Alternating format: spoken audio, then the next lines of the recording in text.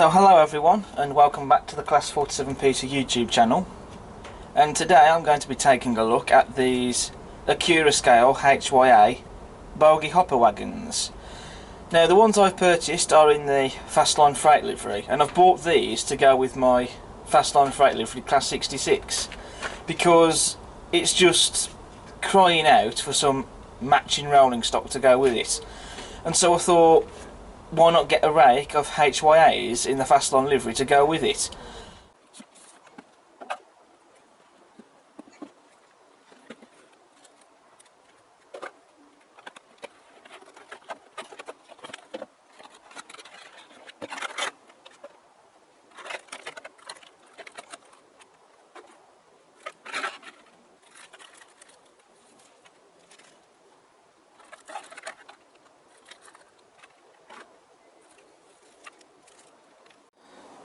Okay, so here are both wagons out of the box. Now, first of all, I'd just like to point out, I'm only going to be looking at the one pack of wagons in this video because all the wagons are pretty much essentially the same and they've got the same detail. So no point going through all of them for this video. Also, another thing, when I first bought these wagons it was back in April. It's now, at the time of filming this video, nearly August. And there's a very good reason for this, why it's taken me this long to finally do a review on these wagons. Some of you guys, I'm sure, for those of you that have seen my running session videos, you'll have seen some of these wagons already appear in some of my running session videos. And that's because one pack of these wagons had to be returned for repairs. Basically what happened was, it was pack one that had got damaged. It arrived, the body on one end, it wasn't fixed onto the chassis properly, and there was a couple of bits that broke off that wagon as well. So I sent an email to Accurascale asking for a repair or a replacement, and they told me to send it back, so I did. It's taken months for that to have been sorted. Like I said, I bought these wagons back in April, it's now August, it's taken this long for that to be sorted. Which, you know, to get these two wagons back, to run these wagons in the rake of 8, it has been a bit frustrating, to be honest. And also, when I received this pack, I had to do a little minor repair myself, because again with the wagon that has the flashing tail lamp, which we will talk through in a moment, the body was a little bit loose, so I had to get a small amount of super glue to secure that in place. So that's not great, but the wagons are here now at last. They've returned, and you know, credit where credit's due, they have been repaired and they arrived pretty much unscathed, so that's great. Like I said, it has been a little frustrating to have waited this long, but oh well, they're here now. So now we're going to see just how well these HYAs roll. And so I'm just going to get one of the wagons and push it along. So obviously I didn't go too mad with pushing it along, but yeah, I think that's pretty smooth, as you can see. Although when I did receive the other packs, the wheels were quite a bit stiff, they didn't run as smooth as these, so I had to get some oil on the tips of the axles to sort that out. But then, bearing in mind, because these have been returned, chances are they may or may not have sorted that out, possibly. I don't know. But they run smoothly enough, so that's great. So now moving on to the detail, so we'll come to the front of the wagon first. So first of all, we do have sprung buffers. They are plastic ones, not made of metal. Though to be fair, I'm fine with that. I don't have much care for sprung buffers anyway, but they're a standard feature now, so they're there on the model. We also have slim tension lock and M couplings, which are soon to be replaced with the coupling of my type I use now, Hunt couplings. As you can see on the front of the wagon, we have a separately fitted lamp iron, and painted as well. That looks really nice. And just look at the detail on the doors of this wagon here, on the end plates. You know, the detail on that is just fantastic. And you've also got overhead warning flashes as well. or warning signs, however you choose to call them. Now just look at the detail on the chassis and the frames of the wagon. None of the detail is moulded, it's all separately fitted. For a start, you've got the detail on the bogies, you've got the springs and axle boxes, and there is some rivet detail there, which the rivet detail is moulded, obviously. Then also on the underframes you got this detail here, which is basically, that's where the chute is for the coal or biomass even to come out of the wagon when it's being emptied, when it's going into power stations basically. And again, this detail isn't moulded, it's all separately fitted. And also just look at this pipework detail here. Again, that's separately fitted as well. You've also got the brake wheel as well, again separately fitted and painted. You know, the attention to detail with these models is just absolutely fantastic. Now I know this is detail that you're never really going to see, not when they're running on the layout, but just look at the detail underneath the bogies and the chute as well. And again, it's that attention to detail. It's detail that doesn't really need to be there, but it's there. Moving to the livery application, which it's a very smooth and very even coat of paint that's been applied, no imperfections or blemishes anywhere at all. These wagons are true to the prototypes when in the Fastline livery the wagons were never really painted, they were left unpainted, with the Fastline Freight logos applied onto the body sides. And that's correct to the prototype, like I say. Accurascale have modelled that superbly. I mean, just look at the detail on all these panel lines that you can see going all the way down the body. It's just fantastic. And you've got the Fastline Freight logos in the middle of the wagons, crisply and very neatly applied, and again they've got the style of the font correct and the colours correct of that font as well. And it just looks fantastic. Plus you've also got the wagon number as well, and all sorts of other printed details such as overhead warning flashes. And again, it's all been done very neatly and crisply. So here's the wagon that has the flashing tail lamp, and so what I'm going to do is I'm going to show you how the flashing tail lamp works and how to fit the batteries. So what you need to do is you need to remove the end plate on the front. So for this I'm going to use a small flat bladed screwdriver.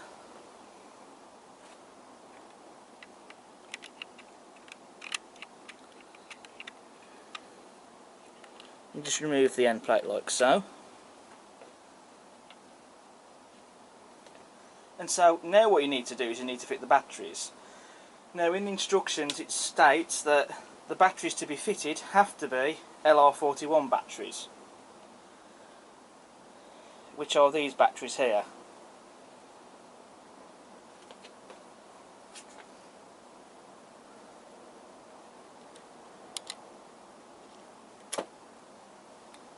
So I'll just push these into position. So there's the first one.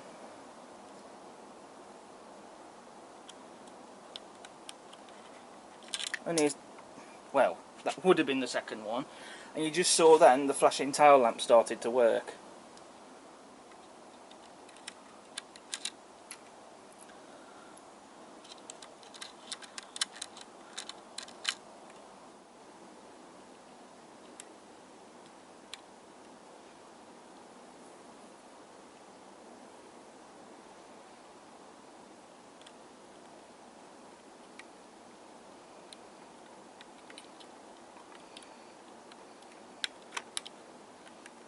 There we go. Right, so I fitted the batteries into the wagon.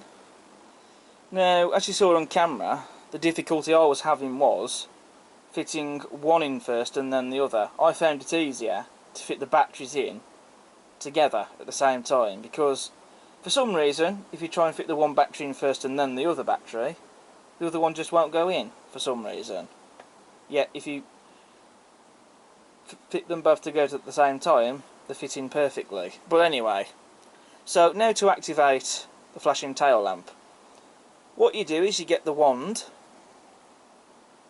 here that's applied with the wagon pack, with the one that has the flashing tail lamp. If I just demonstrate, when I put this wand just down the bottom here, where there's this little hole, it works, as you can see. And then do it again, it's off. It is a little bit fiddly, I will be honest, but it's great to see a flashing tail lamp on ready to run wagons, because this is something that the modern image modeller expects to see now. And this is not the first time that Accurascale have done this either. They have done this before. So it's great to see that they've carried this innovation over onto these. So again, I'll just show you. Like so. And then we'll reattach the end plate.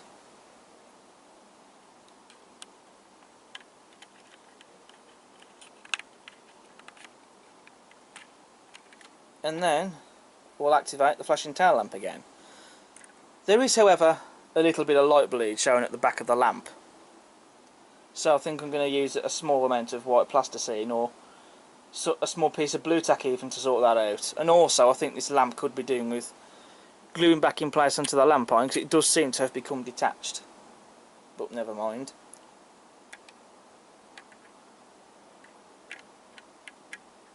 But there you go. That's on. And that's off. But like I said, it is a bit fiddly, as you can see.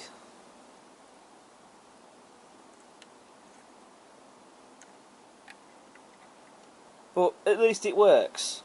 That's the main thing. Right, so I have resolved that small amount of light bleed at the back of the flashing tail lamp. I've just taken a very small blob of blue tack and put that at the back, and that seems to have cured it. So I'm going to show you the flashing tail lamp again, but this time on the layout. So again, I've got my wand. So there you are. There's the tail lamp flashing. And there it is, when it's off.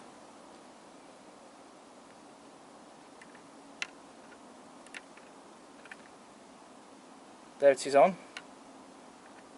And there it is off. I mean, like I say, it is a bit fiddly though, especially on this one.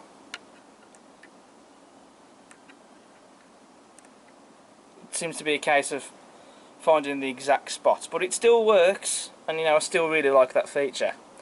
You also get accessory bags to fit the air hoses and screw link couplings, and that's something I shall be doing on this wagon. So that's something to now get on with and fit the hump couplings to these, and then we can get them running on the layout. Okay, so I've added a screw link coupling and the air pipes onto the end of the model, and I've removed the rear coupling. So all I've got to do is now get some hump couplings fitted onto this, and the wagons are ready to roll on the layout. Right, so now that the hump couplings have been fitted to these wagons, now I'm going to do a running session with my rake of HYAs, and what more appropriate locomotive to use than my Fastline Freight livery class 66, which is the reason why I bought these wagons in the first place, for these wagons to run with that particular loco. So we'll get into the run session.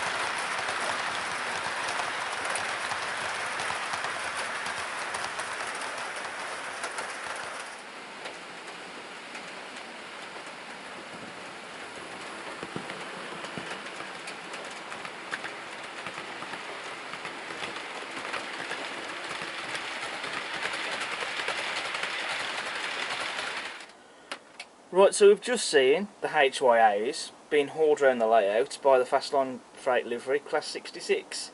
Occasionally these wagons can go behind my 56s and Class 60.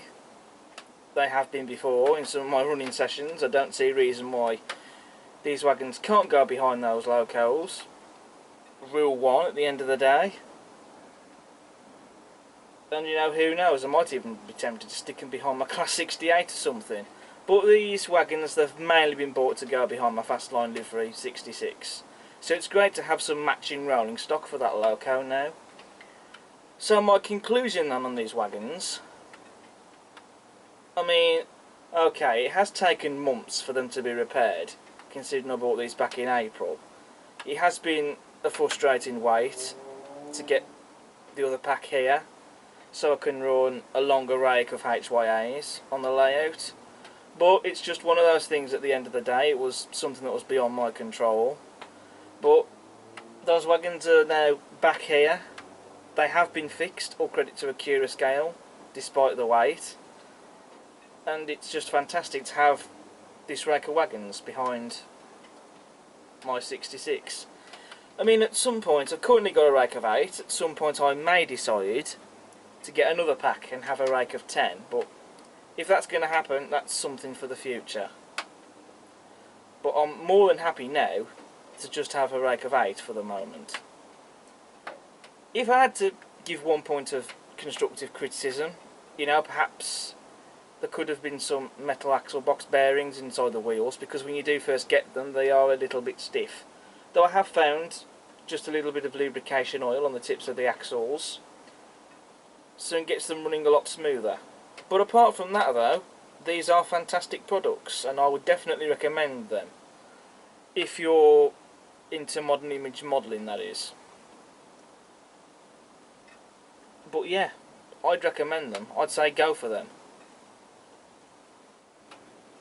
So all that's left to say now is thank you very much for watching my review on the Accurascale HYAs. I know it's taken a long time to get this video out there, but you know why. But if you like what you see, as usual, then please do subscribe to the channel. Please also do check out all my other videos, because this channel isn't just about model railway stuff. I go out filming trains and real railways, as you know, which that's my main passion. This is my other hobby. But this channel is not all about model railway content. I do the model railway stuff for entertainment and because I enjoy doing it. So do check out all my other videos as well. And also, feel free to smash the like button. And I'll see you again soon for the next video. But until then, as ever, take care. Ta-ra.